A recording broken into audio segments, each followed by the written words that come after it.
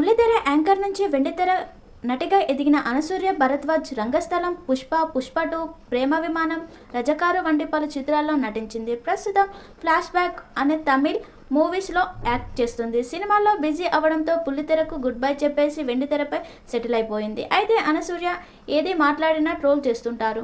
Vijay దేవరకొండపై Anasuya negative comment చేసినప్పటికీ అతడి అభిమానులు ఆమెను టార్గెట్ చేస్తూ వస్తున్నారు.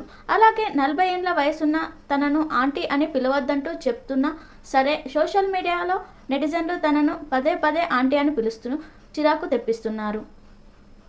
ఈ ట్రోలింగ్ పై తాజాగా ఓ ఇంటర్వ్యూలో అనసూయ స్పందించింది. ఎవరైనా అడ్డదిడ్డంగా మాట్లాడితే నేను వారిని వెంటనే బ్లాక్ చేస్తాను.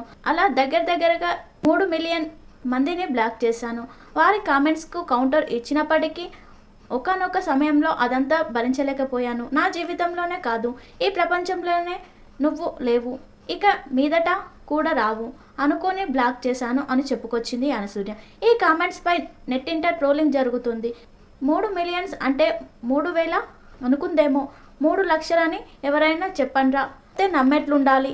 హీరోయిన్స్కైనా 30 లక్షల మంది జనాలు మెసేజ్ చేస్తారు. అలాంటిది నీకు అంతమంది మెసేజ్ కామెంట్స్ చేస్తున్నారంటే నమ్మాలా?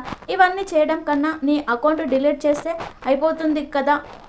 3 మిలియన్ జనాల్ని బ్లాక్ చేస్తూ పోయానంటున్నారు. అంత ఖాళీగా ఉన్నారా?